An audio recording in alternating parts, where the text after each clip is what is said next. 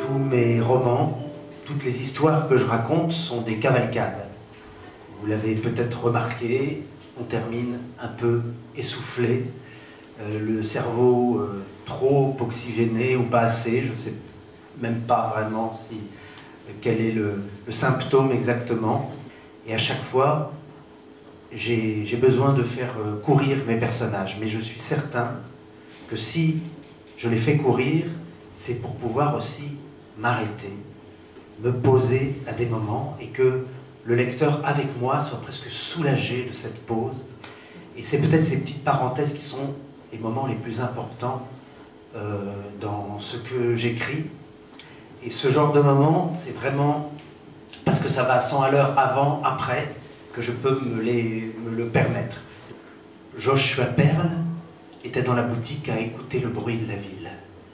C'était un de ces rares moments où il aurait pu imaginer ne plus partir, choisir plutôt ce monde, oublier Olia. Cette heure-là de l'après-midi, entre 2 et 3, quand il ne se passe presque rien, lui faisait dangereusement aimer son exil. Bonjour Timothée de Fombelle. Nous venons de vous entendre lire un extrait de votre dernier roman, Le Livre de Perles. Aimez-vous partager vos écrits devant un public, les rendre vivants? Oui, je trouve que c'est un moment toujours émouvant pour moi. Peut-être d'abord parce que je ne relis pas mes textes une fois qu'ils sont publiés. Je les relis 150 fois avant qu'ils soient publiés, pour qu'ils soient corrigés. Je les corrige sans cesse, mais au moment où il est publié, je ne les relis pas. Et donc, c'est vrai que me replonger par la lecture à haute voix dans mes textes, c'est toujours des moments émouvants. Et puis, peut-être que je les revisite aussi, je les réinterprète, et c'est le seul moment où je n'ai pas envie de les corriger, à vrai dire. Quel est votre parcours artistique, vos études? Alors j'ai fait des études, j'aimerais mieux dire que j'ai fait des études qui n'ont rien à voir avec la littérature, mais il se trouve que j'ai fait plutôt des études de lettres, ce qui n'est pas du tout obligatoire. Plein d'auteurs ont fait des parcours très différents. Je connais un auteur qui travaillait à France Télécom, un autre qui était instituteur, un autre... Il y a tous les parcours, mais moi j'ai fait plutôt des études de lettres et je suis même devenu enseignant quelques années. D'accord. Et quelles sont vos passions actuellement et celles d'avant? J'en ai une vraie passion qui est la passion du théâtre que j'ai depuis que j'ai ton âge, Antonia, à peu près, même avant, bien avant. J'adore le théâtre et je continue à avoir cette passion qui est un peu plus qu'un hobby parce que j'écris pour le théâtre. J'ai une passion aussi pour tout ce qu'on fait avec les mains, le bricolage, la menuiserie, mais même la maçonnerie, la plomberie. J'aime tout ça et j'aime beaucoup la cuisine. D'accord. Et donc d'où peut-être la relation avec les guimauves dans le livre de Perles. Exactement. Il y a toujours, dans à peu près tous mes livres, une part de gourmandise qui est un peu trop évidente. Et donc justement, par rapport au livre de Perles, quelle est la genèse de ce roman? Le livre de Perles, c'est ça, comme à peu près tous mes projets, ça va puiser assez loin dans ma mémoire, parce que c'est un projet que j'ai depuis de nombreuses années, je pense depuis 15 ans à peu près. J'ai cette idée de cet homme qui accumule des objets sortis des contes de fées, des sortes de reliques tombées des contes de fées comme des météorites. Et je faisais déjà dans mes carnets, il y a 15 ou 20 ans, des listes de ces objets en imaginant un copeau du nez de Pinocchio. Voilà, donc c'est une passion depuis longtemps ce projet et c'est devenu un roman. D'accord. Qu'avez-vous voulu évoquer à travers cette histoire entre réalité et imaginaire dans le livre de Perles? Je pense qu'il y a quelque chose, comme dans chaque roman, de toute façon on parle surtout de soi, à vrai dire, et moi je me sens sur ce fil-là, sur cette frontière-là du réel et de l'imaginaire dans ma vie, parce que je vis une vie réelle, mais je produis des histoires imaginaires, donc je suis un peu entre ces deux mondes. Donc c'était un moyen de parler de ça, de parler de comment naissent les histoires, d'où viennent les histoires. Il y a une phrase qui revient toujours qui est « les histoires nous inventent » dans ce livre. Et je pense vraiment que les histoires que j'ai entendues et celles que je raconte n'arrêtent pas de m'inventer. D'accord. Votre dernière parution est un album. Pourquoi avoir écrit cet album, La Bulle?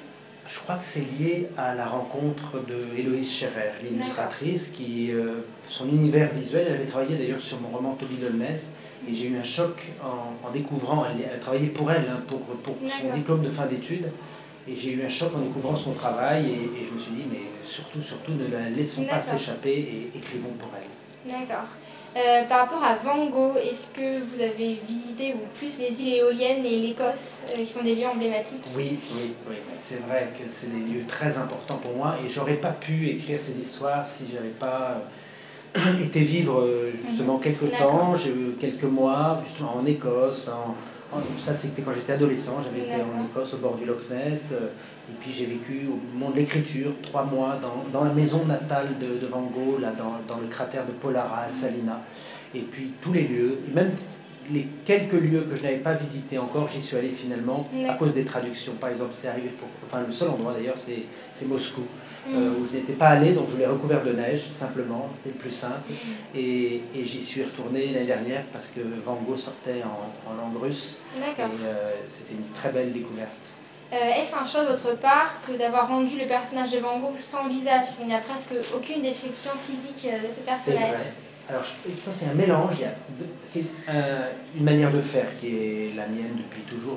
Je décris très peu mes personnages. Je donne quelques petits détails, mais presque rien.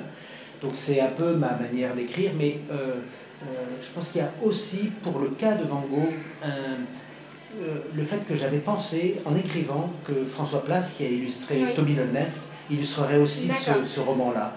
Et je m'étais dit, je vais lui laisser carte blanche. Et finalement, on a décidé avec l'éditeur que ce ne serait pas illustré. C'était une décision importante que je ne regrette pas parce que je pense que c'est intéressant de faire quelque chose de très différent de Toby. Mais malgré tout, je pensais à François en écrivant ce roman. D'accord. Et vous semblez fasciné par cette période des années 30 qu'on retrouve dans le livre de Perles et dans Van Gogh plusieurs fois.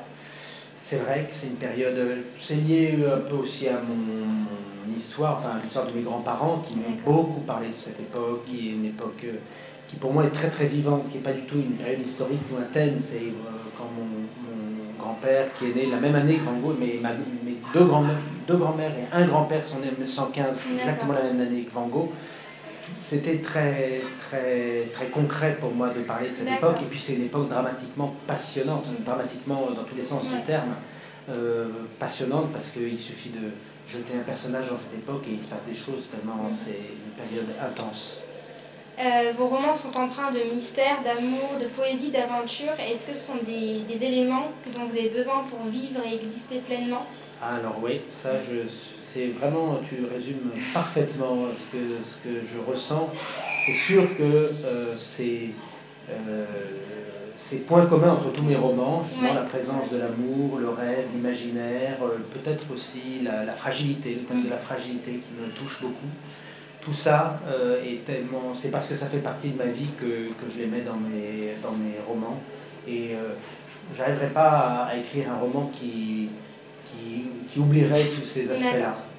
Est-ce que vous considérez que les romans sont les pansements de l'âme? C'est vrai qu'il y a quelque chose comme ça. Alors les romans comme auteur, quand on écrit, ça nous pense. D'ailleurs le mot, à l'origine en ancien français, le mot penser, P-E-N et P-A-N se mélangeaient, ils ont la même origine. Et quand on pense une histoire, ou on pense à une histoire, il y a une part de guérison, un peu, on se soigne. Et comme lecteur, moi je l'ai senti, les livres m'ont sauvé la vie, bien sauvé la vie, c'est peut-être beaucoup dire, mais ils m'ont vraiment accompagné, ils m'ont fait grandir. Donc peut-être aussi pour ça que j'écris de la littérature. Aussi jeunesse, même si en fait les lecteurs ont tous les âges, c'est que c'est le moment où j'ai l'impression qu'on peut toucher le plus en profondeur ces lecteurs.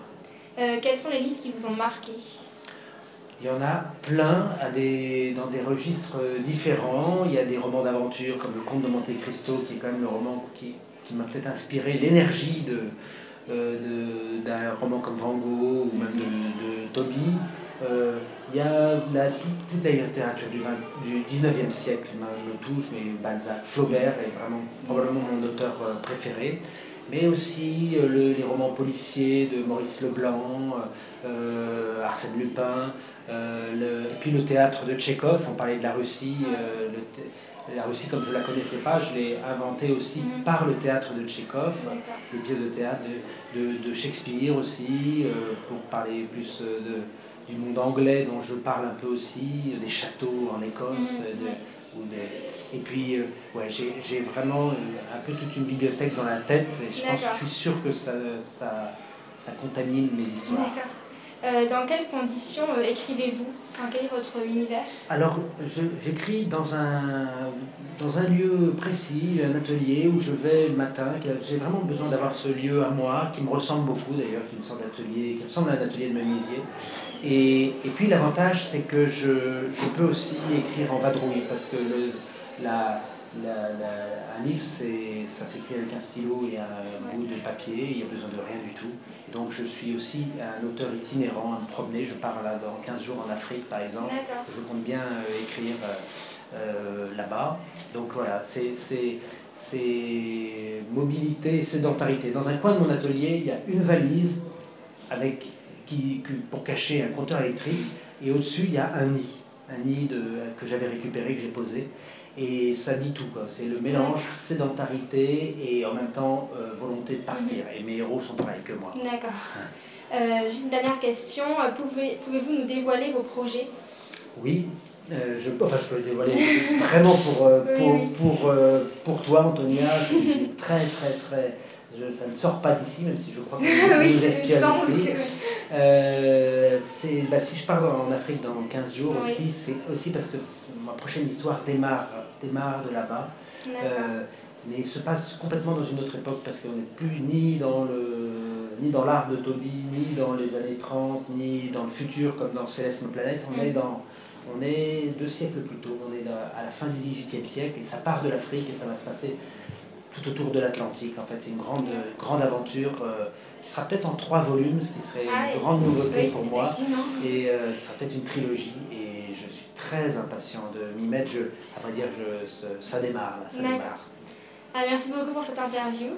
Un grand merci, Antonia, et longue vie à ce blog. Merci.